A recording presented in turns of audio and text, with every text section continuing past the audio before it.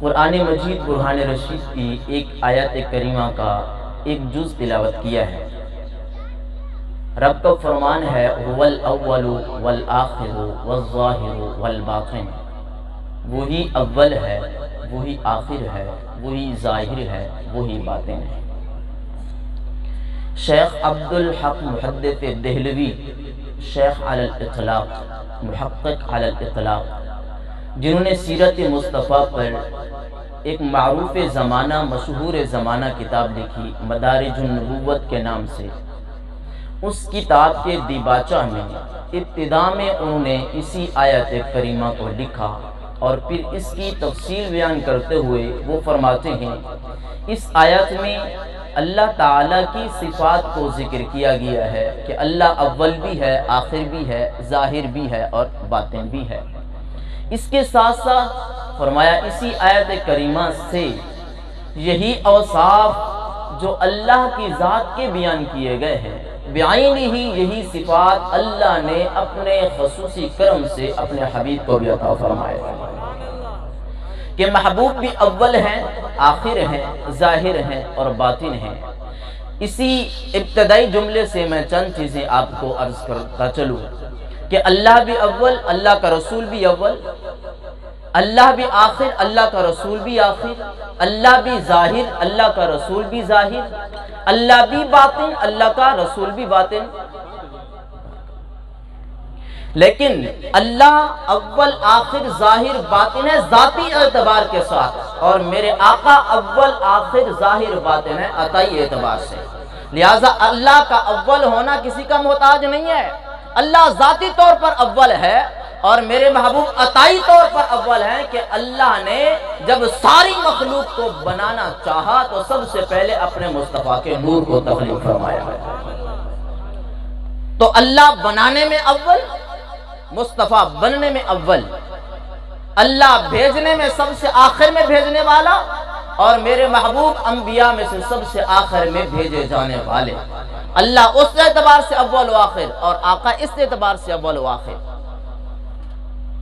اور یہ حدیث مبارکہ جس کو مصنف عبد الرزاق نے اپنے الجزء المفقود کے اندر تعریف فرمایا، عربی زبان کی کتاب ہے اور کئی جلدوں پر مشتمل ہے، اس کی جو جلد ہے اس پہلی جلد سے بھی ایک پہلے انہوں نے ایک اور جز فہرست کے اعتبار سے لکھا، دیباچہ کے طور پر لکھا، اس کو باقاعدہ جلد کا نام نہیں دیا ہے، اس کا نام ہے الجزء المفقود، چونکہ یہ کئی عرصہ تک گم رہا۔ مفقود کہتے ہیں گم کی ہوئی چیز کو، بعد میں علماء کی ریسرچ سے تحقیق سے یہ ملا تو اس کا نام ہی الجزء المفقود للمصنف عبد الرزاق رکھ دیا گیا۔ انہوں نے یہ حدیث پاک صرف 3 حوالوں کے ساتھ پیارے آقا علیہ السلام سے روایت کی ہے کہ حضور نے ارشاد فرمایا کہ جب اللہ عز و جل نے مخلوق کو پیدا کرنا چاہا تو سب سے پہلے مجھ مصطفیٰ کے نور کو اللہ پاک نے تخلیق فرمایا ہے۔ ثم خلق فیہ کل خیر، پھر رب نے اس نور کے اندر تمام قسم کی بھلائیاں، خوبیاں، حسن و جمال، کمالات، سارے جو اللہ کی ذات کے اعتبار سے اللہ کی ذات جن جن چیزوں کو خوبیاں جانتی تھی، میرا رب جس چیز کو احسن جانتا تھا، خوبی سمجھتا تھا، رب نے وہ ساری خوبیاں اکٹھی کر کے نور مصطفیٰ کے اندر جمع فرما دی۔ فرمایا وَخَلَقَ بَعْدَ نُورِ كُلَّ شَيْءٍ، پھر رب نے مجھ مصطفیٰ کے نور کے بعد تمام چیزوں کو تخلیق فرمایا ہے۔ آسمان بھی بعد میں بنا، زمین بھی بعد میں بنی، سورج بھی بعد میں بنا، چاند ستارے بعد میں بنے، جن و انس، شجر و حجر، نباتات، سب چیزیں بعد میں بنی، جنت و دوزخ کا وجود بعد میں آیا اور حوروں کا، فرشتوں کا وجود بعد میں آیا ہے۔ رب نے سب سے پہلے اپنے محبوب کے نور کو بھی تخلیق فرمایا ہے اور پھر اس نور کے اندر تمام قسم کی بھلائیوں کو بھی جمع فرما دیا ہے۔ جناب کی توجہ چاہوں گا، اللہ عز و جل نے سب سے پہلے اپنے مصطفیٰ کے نور کو تخلیق فرمایا ہے، لیکن پھر اس نور کو چھپا کے رکھا۔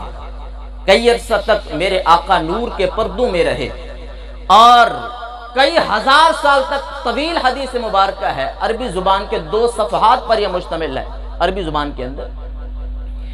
تو اس سے چند اقتباسات جناب کی خدمت پیش کرنے کی جسارت کروں گا۔ اللہ عز و جل باری باری انبیاء کرام کو دنیا پر مبعوث فرماتا رہا، اور یہاں مبعوث کرنے سے بھی پہلے عالم ارواح کے اندر جب اللہ نے سب انبیاء کی تمام مخلوقات کی روحوں کو تخلیق فرما لیا، عالم ارواح کے اندر ایک جلسہ منعقد ہوا، انبیاء کو بلایا گیا، ان سے وعدہ لیا گیا، وَإِذَا أَخَذَ اللَّهُ مِيثَاقَ النَّبِيِّينَ، قرآن نے اس کی طرف اشارہ کیا ہے، اور اللہ نے وعدہ لیا کہ تم زمین پہ جاؤ گے، تمہارے ہوتے ہوئے اگر میرے نبی آخر الزمان تشریف لائیں تو تم نے ان کا استقبال بھی کرنا ہے، ان کے دین کی مدد بھی کرنی ہے، اور اپنی امت سے اپنا کلمہ چھڑوا کر مصطفیٰ کا کلمہ بھی پڑھوانا ہے۔ تو گویا کہ میرے آقا کی آمد کا چرچا کرنے کے لیے حضرت آدم علیہ السلام سے لے کر حضرت عیسیٰ روح اللہ تک سارے انبیاء کرام اس دنیا میں جلوہ گر ہوتے رہے۔ وجہ کیا تھی؟ کہ میرے مصطفیٰ کی آمد کا انتظار کریں، میرے مصطفیٰ کی آمد کے چرچے کرتے رہیں، میرے مصطفیٰ کی ولادت کے تذکرے کرتے رہیں۔ ارے جس محفل میں، جس جگہ پر حضور کی ولادت کا ذکر ہو اسی کو تو محفل میلاد کہتے ہیں۔ اب بتائیے مجھے، رب نے عالم ارواح کے اندر حضور کی ولادت کا ذکر کیا کہ نہیں کیا؟ حضرت آدم علیہ السلام سے لے کر عیسیٰ علیہ السلام تک سب انبیاء کرام نے میرے آقا کی ولادت کا ذکر کیا کہ نہ کیا؟ گویا کہ اللہ بھی اپنے محبوب کا میلاد منا رہا ہے، تمام انبیاء کرام کی جماعت بھی میرے مصطفیٰ کا میلاد منا رہی ہے، اور آج 1450 سال گزر جانے کے بعد حضور کا یہ دیوانے بھی مصطفیٰ کا میلاد منا رہے ہیں۔ تو کتنی بڑا کام ہم کر رہے ہیں۔ ایک میلاد کی محفل وہ ہے جس میں خطیب رب ہے، سامعین انبیاء کرام کی جماعت ہے۔ آج ذرا سوچئے تو صحیح، ہم کتنا عظیم الشان محفل کے اندر رونق افروز ہیں۔ یہ سنت کس کی چلی آ رہی ہے۔ پھر وہ وقت بھی آیا، حضرت عیسیٰ علیہ السلام کا زمانہ ہے، جس مصطفیٰ کا انتظار صدیوں سے ہو رہا ہے، اب اس کی آمد کا وقت قریب ہے۔ حضرت عیسیٰ روح اللہ فرماتے ہیں، لوگوں سنو، وَمُبَشِّرًا بِرَسُولٍ يَأْتِي مِن بَعْدِ اسْمُهُ احمد۔ حضرت آدم سے لے کر مجھ تک سارے نبی جس آخر الزمان پیغمبر کا چرچا کرتے آئے، میں اس کا نام بھی بتا رہا ہوں۔ میرے بعد وہی آنے والا ہے۔ پھر وقت گزرتا رہا، دن اور رات گزرتے چلے جا رہے ہیں، انتظار کی گھڑیاں ختم ہونے کو ہیں۔ پھر رب کائنات نے اپنے آخر الزمان نبی کو مبعوث بھی فرما دیا ہے۔ میرے آقا دنیا پہ جلوہ گر ہوتے ہیں، حضور کی ولادت باسعادت ہو جاتی ہے۔ حضور 40 سال میں اعلان نبوت فرماتے ہیں۔ اس سے پہلے چلیے، حضور کی ولادت ہوتی ہے، حضرت حلیمہ سعدیہ قبیلہ بنو سعد چھوڑ کر حضور کی بارگاہ میں حاضر ہوتی ہیں، حضور کو اٹھاتی ہیں، دودھ پلانے کے لیے اپنے قبیلے میں لے جاتی ہیں، لیکن جب اپنے سینے سے لگاتی ہیں، میرے آقا علیہ السلام ایک طرف کا دودھ نوش فرماتے ہیں، دوسری طرف کا چھوڑ دیتے ہیں، کیونکہ جانتے ہیں کہ میرا ایک اور رضائی بھائی بھی ہے۔ حضور شروع سے ہی بھائیوں کا حق بتانے کے لیے آیا ہے۔ آج ہو حضور کا امتی اور بھائیوں کا حق کھاتا رہے، بہنوں کا حق ہڑپ کرتا رہے، یتیموں کا حق کھا جائے اور کہلوائے اپنے آپ کو غلام مصطفیٰ۔ ہرگز نہیں، یہ غلام مصطفیٰ نہیں ہو سکتا، غدار تو ہو سکتا ہے، میرے آقا کا سچا غلام نہیں ہو سکتا ہے۔ میرے آقا نے تو ابتدا سے درس ہی یہی دیا ہے کہ تم بھائیوں کا حق نہ کھاؤ۔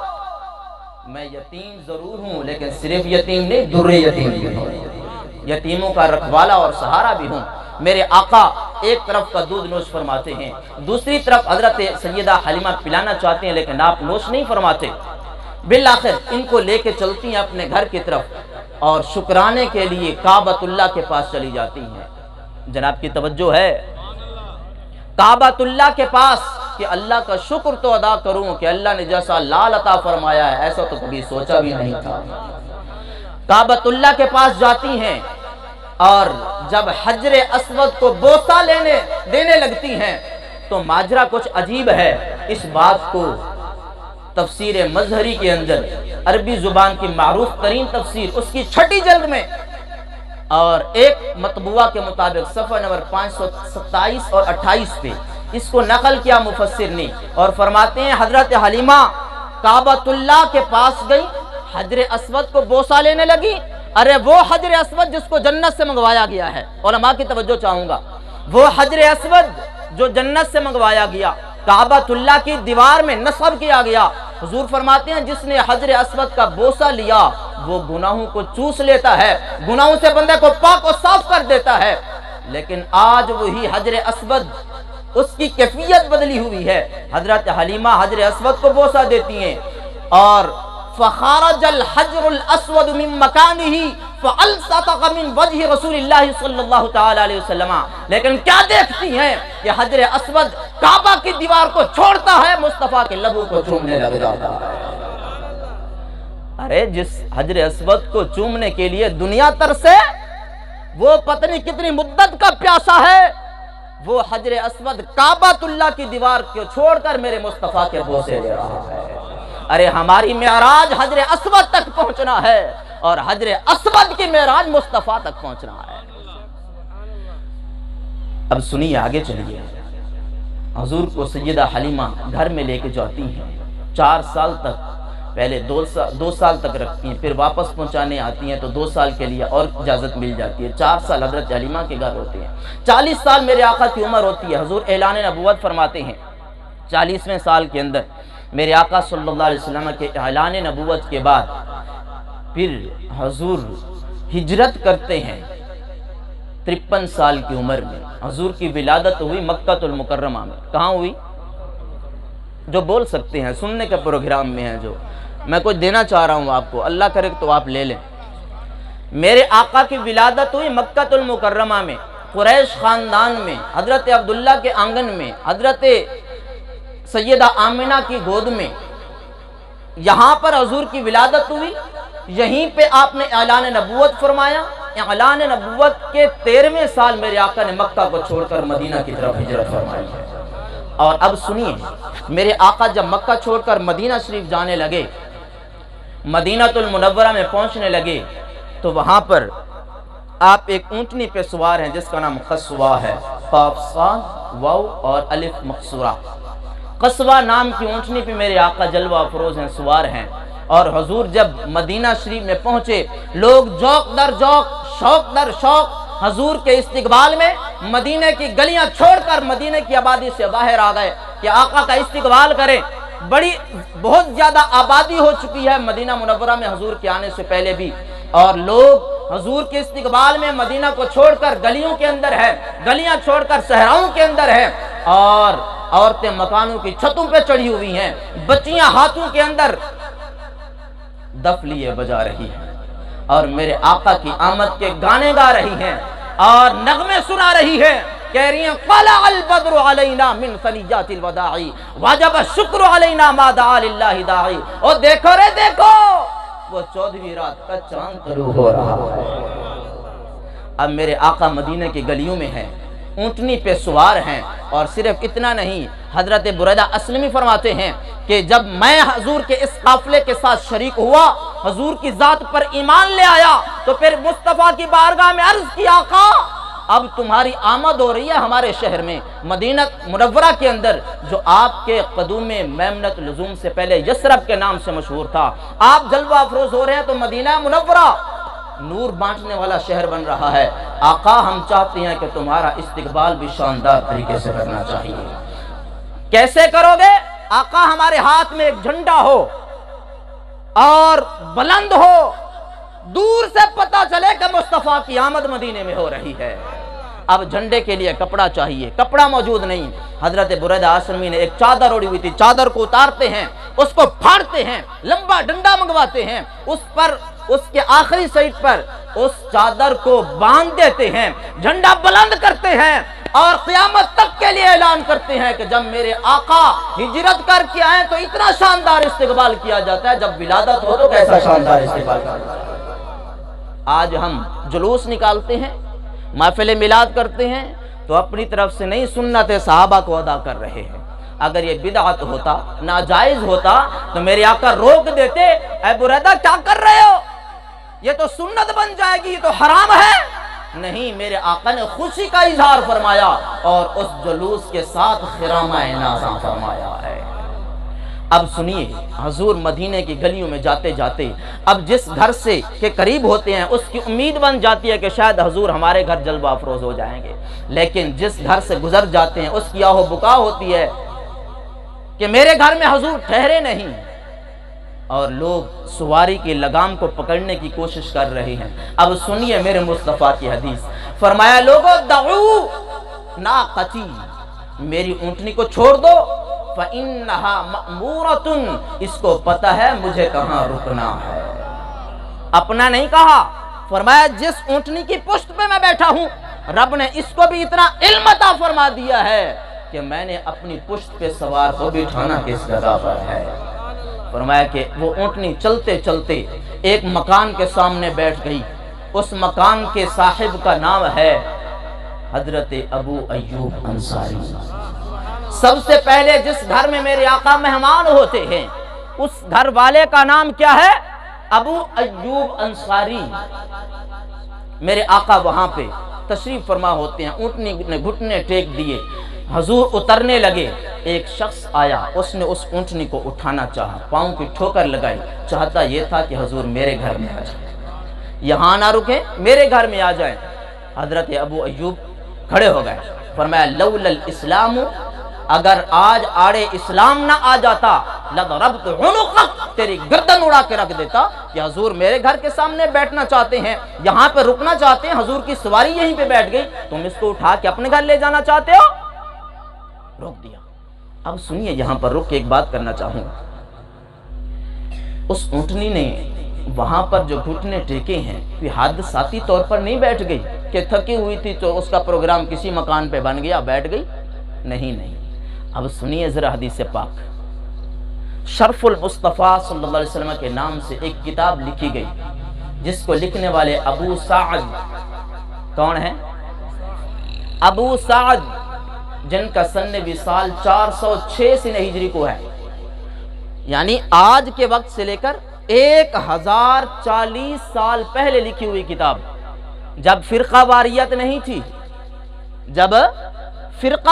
نہیں تھی، اس وقت کی لکھی ہوئی کتاب، آج سے 1040 سال کم و بیش پہلے لکھی کتاب،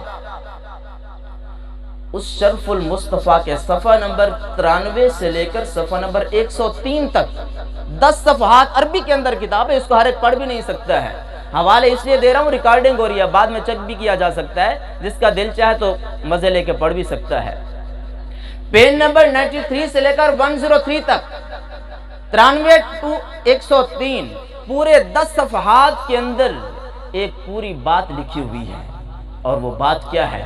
فرمایا کہ حضور نبی پاک علیہ السلام کی ولادت سے 1000 سال پہلے، حضور کی ولادت سے 1000 سال پہلے طبع حمیری کے نام سے ایک بادشاہ گزرا ہے جو ملک یمن کا بادشاہ تھا، اور یہ بھی یاد رکھیے طبع کسی کا نام نہیں ہوتا ہے، اس کا نام کچھ اور تھا، لیکن یمن کے بادشاہوں کو طبع کہا جاتا ہے، جو بھی بادشاہ آتا ہے اس کو کیا ٹائٹل ملتا ہے؟ طبع کا۔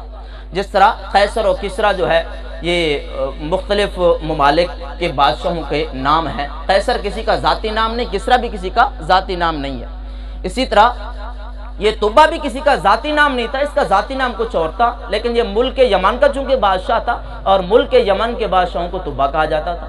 یہ طبع ان بادشاہوں میں سے ہے جن کو اللہ نے بڑی طاقت اور قوت عطا فرمائی تھی، جن کے بہت سارے وزراء تھے، اور یہ طبع اپنا بہت بڑا لشکر لے کر ایک مرتبہ کعبۃ اللہ کے پاس آیا، اور یہاں پہ آیا تو اس کا کسی نے استقبال نہیں کیا، کسی نے اس کی کوئی ویلیو کی قدر نہیں کی۔ اس نے اپنے وزراء سے پوچھا کہ میں جہاں پہ جاتا ہوں بڑا شاندار استقبال ہوتا ہے، مکہ کے لوگوں نے میرا کوئی استقبال نہیں کیا۔ تو وزیر نے بتایا کہ ان کے اس شہر کے اندر ایک گھر ہے جس کو یہ بیت اللہ کہتے ہیں، اس گھر کی صرف یہ تعظیم کرتے ہیں، اس گھر کے علاوہ کسی کی تعظیم نہیں کرتے ہیں۔ ارے اب بھی ایسا ہے، اللہ والے صرف اللہ کے سامنے جھکتے ہیں، کسی وغیرہ کے سامنے نہیں۔ ایک سجدہ جسے تو گراں سمجھتا ہے 1000 سجدوں سے آدمی کو دیتا ہے نجات۔ علامہ اقبال کہتے ہیں کہ رب کے سامنے جھکنے کی عادت پڑ جاتی تو پھر در در پہ سر نہ مارتا، تو در در پہ تو نہ جھکتا اگر رب کے سامنے جھکنے کی عادت بن جاتی۔ اللہ والے کسی کے سامنے نہیں جھکتے ہیں، اللہ پہ توکل کرتے ہیں، صرف اسی کو جھکتے ہیں بس۔ تو فرمایا یہ مکہ والے صرف کعبۃ اللہ کے سامنے جھکتے ہیں اور اللہ کی عبادت کرتے ہیں، تیرا انہوں نے استقبال کر کے کیا کرنا تھا؟ وہ الگ بات ہے کہ جس کے سامنے سارے جھکیں، میرے آقا قیامت پر وہ بھی جھکا ہوا تھا، اللہ کرے آپ سمجھ جائیں۔ تو میرے آقا صلی اللہ علیہ وسلم کی ولادت سے 1000 سال پہلے وہ طبا، اس کی خصوصیت یہ تھی کہ اس کے ساتھ 4000 علماء کی جماعت تھی۔ اس وقت کے دنیا کے جس کونے سے اس کو جس بڑے عالم کا پتہ چلتا اس کو بلوا لیتا، اپنی بارگاہ میں رکھتا، اپنی خدمت میں رکھتا، ان سے دینی شرعی مسائل پوچھتا تھا۔ 4000 علماء کی جماعت ہر وقت اس کے ساتھ رہتی تھی۔ مکہ المکرمہ میں آیا، لوگوں نے تعظیم نہیں کی، مکہ کی مخالفت اس کے دل میں بیٹھ گئی، کہنے لگا فَأَرَادَ أَن يَهْدِمَ هَذِهِ الْعِمَارَةَ، کہنے لگا کہ میں اس عمارت کو گرا دوں گا۔ بس یہ سوچنے کی دیر تھی کہ اس کو صداع ہو گیا۔ صداع کہتے ہیں شدید سر درد کو، شدید سر درد ہوا، بڑے علاج کرے لیکن کوئی کارگر ثابت نہ ہوا۔ علماء کو بلایا، علماء نے بھی اس سے پوچھا تو اس کوئی وجہ سامنے نہ آئی۔ ان 4000 میں سے جو سب سے بڑے عالم تھے، انہوں نے وزیر کو علیحدہ سے بلایا اور پوچھنے لگے کہ اگر تمہارا بادشاہ یہ طبا اگر مجھے سچ سچ بات بتا دے تو اس کی بیماری کا علاج میرے پاس موجود ہے۔ بات سمجھ رہے ہیں آپ؟ آخر سے اگر یہ مجھے سچ بات بتا دے خلوت میں تو میں اس کا علاج کر سکتا ہوں۔ بادشاہ کو یہ بات بتائی گئی تو طبا نے اس کو بلوا لیا، ٹھیک ہے جو بات ہے بتاؤ اور میرا علاج کرو۔ اب یہ ان 4000 میں سے سب سے بڑے عالم یہ طبا کے پاس پہنچتے ہیں اور اس سے پوچھتے ہیں کہ یہ بتا کعبۃ اللہ کے حوالے سے تیرے دل میں کوئی گستاخی آئی ہے؟ ہوئے ہوئے، ارے عالم کو کس نے بتایا کہ اس نے یہ سوچا تھا؟ پتہ چلا کہ جن کو اللہ علم کی دولت دیتا ہے ان کو پھر یہ خزانے بھی عطا فرما دیتا ہے۔ کعبۃ اللہ کی عمارت کے حوالے سے تیرے دل میں کوئی کج خیالی آئی تھی؟ اب مرتا کیا نہ کرتا، علاج تو کر چکا تھا اور لا علاج ہو چکا تھا، اب ان کو تو بتانا لازمی تھا۔ اور بیماری بھی ایسی لگی تھی یخرج من فمہ وانفہ نتن، اس کے منہ سے، کانوں سے اور ناک سے بڑی بدبو نکلتی تھی، ساتھ بھی کوئی نہیں بیٹھ سکتا تھا۔ تو اس عالم کو کہتے ہیں ہاں میرے دل میں خیال ہے کہ میں اس عمارت کو گرا دوں۔ فرمایا اس سے توبہ میں تمہارے لیے علاج ہے، اپنی اس سوچ سے توبہ کرو، رب کی بارگاہ میں معافی مانگو، یہی تمہارا علاج ہے۔ فوراً توبہ کرتا ہے اور کعبۃ اللہ کی عظمت دل میں بٹھاتا ہے، بس اچھے خیال آنے کی دیر تھی، رب کائنات نے ساری بیماریاں دفع فرما دی، اب تندرست ہو گیا ہے۔ اب کعبۃ اللہ کا طواف کرنے لگا اور اس کے بعد حکم دیتا ہے وزراء کو کہ اس کعبہ کو 7 غلاف پہنائے جائیں، ریشمی کپڑے پہنائے جائیں، اور یاد رکھو کعبۃ اللہ پہ سب سے پہلے غلاف چڑھانے والا بھی یہی طبا حمیری ہے، اس سے پہلے کعبہ پہ غلاف نہیں ہوا کرتے تھے۔ اور یہ بات لکھنے والے آج سے 1040 سال پہلے لکھ چکے ہیں یہ بات، جب فرقہ واریت کا زمانہ نہیں تھا۔ آگے بہت اہم بات کرنے والا ہوں۔ اب کیا ہوا، کعبۃ اللہ کو غلاف پہنا کر کچھ عرصہ وہاں ٹھہر کر وہاں سے چل بسے اور چلتے چلتے ایک گنجان آباد علاقے میں پہنچے جہاں پر آبادی بہت کم تھی، صرف ایک کنواں موجود تھا اور دور دراز تک کوئی نام و نشان آبادی کا نہ تھا۔ اس علاقے میں بیماریاں بہت ہوا کرتی تھیں، بیماریوں کی وجہ سے لوگوں نے اس جگہ کا نام رکھا تھا یثرب، یا سا 3 نقطوں والا رابا۔ یثرب کہتے ہیں بیماریوں کا گڑھ، بیماریوں کی جگہ۔ جب یہ مکہ سے چلے اور یثرب کے علاقے میں پہنچے، وہاں پر کچھ دیر قیام کیا اور جب وہاں سے آگے جانے لگے تو ان 4000 علماء میں سے 400 علماء انہوں نے کہا کہ لم نخرج من هذا المکان، ہم اس جگہ سے آگے آپ کے ساتھ نہیں جا سکتے، ہم اس جگہ سے آگے آپ کے ساتھ۔ اس نے کہا میری سلطنت یمن میں، میرے تخت و تاج یمن میں، جواہرات یمن میں، تمہارے لیے آسائش یمن میں، تم یہاں رہ کے کیا کرو گے غیر آباد علاقے میں؟ انہوں نے کہا بات غیر آبادی کی نہیں ہے، اندر معاملہ کچھ اور ہے۔ انہوں نے کہا آج تو تم اس کو یثرب کہہ رہے ہو، لیکن ہم آسمانی کتابوں کے عالم ہیں، ہم جانتے ہیں کہ کچھ عرصے کے بعد یہاں پر آخر الزمان نبی ہجرت کر کے آنے والے ہیں، ہم اس نبی کے استقبال کے لیے یہیں پہ بیٹھنا چاہتے ہیں۔ اب تو چاہے تو ہماری گردنیں اڑا لے اور چاہے ہمارا سب کچھ سلب کر لے، جان تو دے سکتے ہیں لیکن اس جگہ سے ہل نہیں سکتے ہیں۔ وجہ کیا ہے کہ ہم حضور کی آمد کا استقبال کریں گے۔ ابھی حضور کی ولادت نہیں ہوئی، پتہ نہیں ہے کب ہوگی، لیکن نشانیاں دیکھیں کہ یہی جگہ ہے، اسی جگہ پہ حضور ہجرت کر کے آئیں گے۔ تو رک گئے میرے آقا کے استقبال کے لیے۔ اس وقت کا جو بادشاہ کا خصوصی وزیر تھا اس نے بھی کہا کہ میں بھی یہاں سے نہیں جاؤں گا، ان علماء کے ساتھ میں بھی رہوں گا۔ ارے اس وقت کے وزیر بھی علماء سے پیار کرتے تھے، اس وقت کے بادشاہ اور وزیر بھی علماء سے پیار کرتے تھے۔ اللہ کرے ہمیں بھی نصیب ہو جائے۔ علماء کو عزت دیتے ہو، اسٹیج پہ بلاتے ہو، استقبال کرتے ہو، ہاتھ چومتے ہو، بہت اچھا کرتے ہو۔ میں تو علماء کے قدموں سے لگے جوتے کی خاک بھی بن جاؤں تو میرے لیے عزت کا تاج ہوگا، لیکن جو حقیقی علماء ہیں ان کی قدر کیا کرو خدا را۔ اور جس کو یہ قدر نصیب ہوتی ہے اللہ پھر اس کو دنیا میں بھی رنگ دیتا ہے، آخرت میں بھی اس کو رنگ دیتا ہے۔ اب وزیر نے کہا کہ میں یہاں سے نہیں جاؤں گا۔ بالآخر بادشاہ نے بھی فیصلہ کر لیا کہ میں بھی یہاں سے نہیں جاؤں گا۔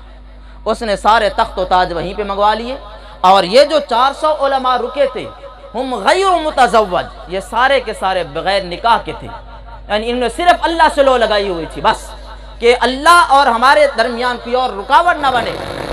تو وہ طبا اس نے اپنے جواہرات کے خزانے منگوائے، اور فاشترا 400 جاریتن، پھر اس نے 400 لونڈیاں خریدی، اپنے پیسوں سے 400 عورتیں لونڈیاں خریدیں، فاعتقها، پھر ان کو آزاد کیا، وزوج من کل عالم لکل واحد، پھر ہر ایک لونڈی کا ایک ایک عالم سے نکاح کرا دیا۔ وبنوا وامر الملک ابنوا لکل عالم دارا، پھر اپنی سلطنت والوں کو حکم دیا کہ 400 عالی شان گھر بنائے جائیں۔ اس وقت آبادی نہیں تھی جب یہ پہنچے تھے، اب آبادی کر رہے ہیں، اور یہ آبادی یثرب کے علاقے میں ہو رہی ہے۔ 400 گھر بنائے جائیں، کس کے لیے؟ لکل واحد من العلماء، یہ جو 400 علماء یہاں پہ رکنے کا فیصلہ کر چکے ہیں ان میں سے ہر ایک کو ایک ایک عالی شان کوٹھی دی جائے گی۔ آج تو ہم امام کا ایک حجرہ بھی بنانا پڑے نا تو کہتے ہیں مسجد میں سو جانا۔ بات کڑوی لگ رہی ہے نا، تو کڑوی لگوانا چاہتا ہوں، اللہ کرے چبھے، احساس ہو۔ اگر امام صاحب کے لیے حجرے کی بات آئے تو کہتے ہیں مرنا سونا ہی ہے نا، آپ کون سے بیوی بچوں والے ہیں؟ معاذ اللہ، یہاں پر تو اکیلے ہی ہوتے ہیں آپ، تو سو جائیں، جس مصلے پہ امامت کراتے ہیں اسی مصلے پہ سو بھی جائیں۔ ایک حجرہ عالم کو نہیں بنا کے دیتے، امام کو نہیں بنا کے دے سکتے، اور میرے آقا کے ولادت سے 1000 سال پہلے بھی علماء سے کیسا پیار تھا، پوری پوری کوٹھیاں بنا کے دیتے تھے۔ اچھا، اب نکاح ہو گیا ان لونڈیوں کے ساتھ، ایک ایک گھر مل گیا ایک ایک عالم کو۔ یہ گھر کیوں دیا؟ اب اس طبا نے ان علماء سے کہا مجھے نہیں معلوم وہ آخر الزمان نبی کب آئیں گے، لیکن میں چاہتا ہوں تمہارے نکاح ہوں، تمہاری بیویاں ہوں، تمہاری آگے نسل چلے، جب وہ مصطفیٰ مکہ چھوڑ کر اس جگہ پہ آئے تو پہلے سے آبادی بھی موجود ہونی چاہیے، حضور کا استقبال کرنے والے پہلے سے موجود ہونے چاہیے، طلع البدر علینا کے نغمے الاپنے والے پہلے موجود ہونے چاہیے، حضور کی سواری کی لگام پکڑنے والے پہلے سے موجود ہونے چاہیے، اس جگہ پر آبادی ہونی چاہیے، اس وجہ سے تمہیں مکان بھی تعمیر کرا کے دے رہا ہوں، تمہارے نکاح بھی کرا دیے۔ اب سنیے، ان کے نکاح ہو گئے، نسل در نسل وہ معاملہ چلتا رہا۔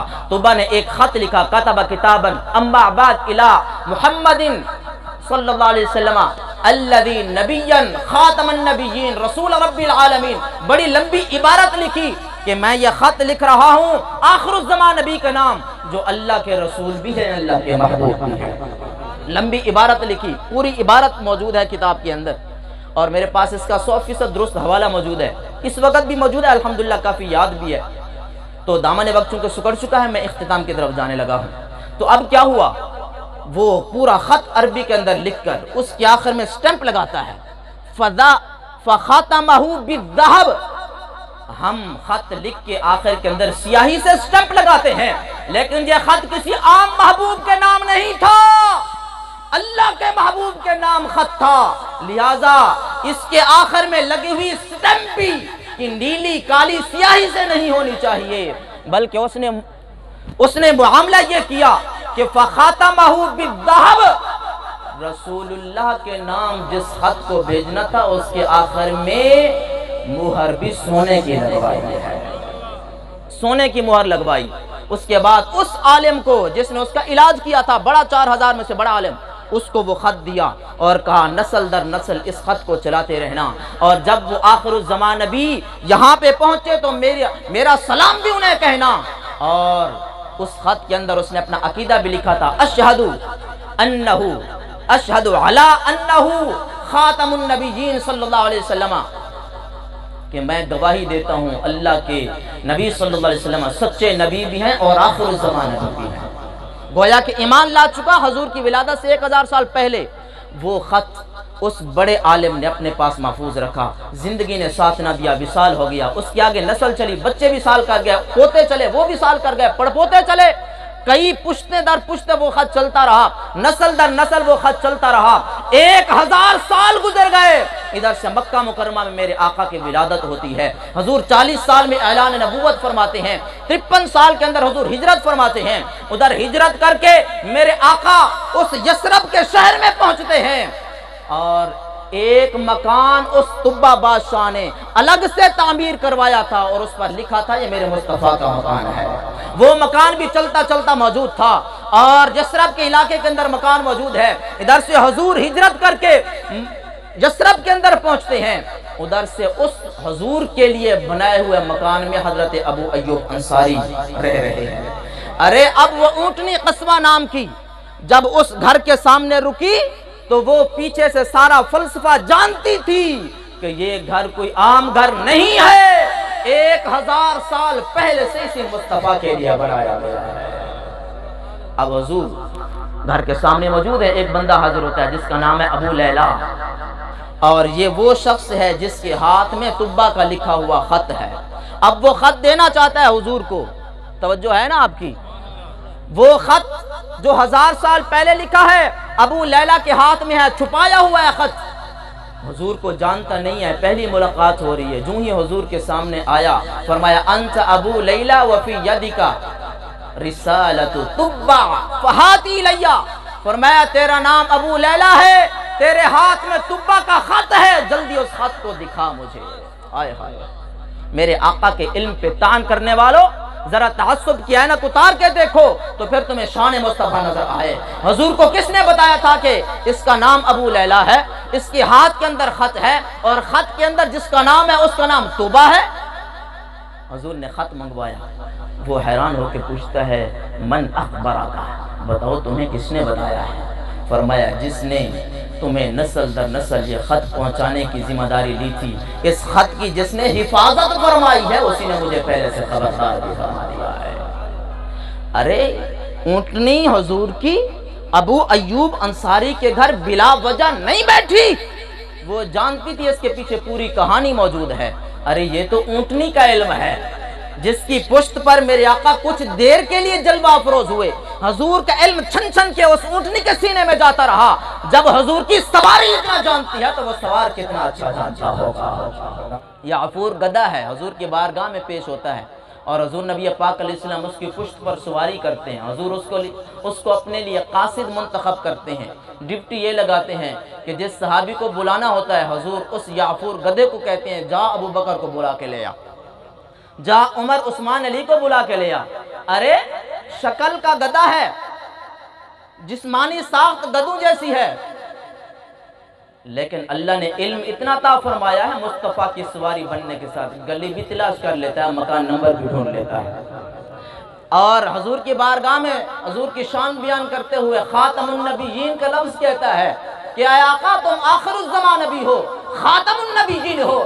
ارے شکل کے گدھے کو میرے آقا کی شان سمجھ میں آ گئی، لیکن عقل کے گدھے کو آج بھی سمجھ نہیں آ رہی۔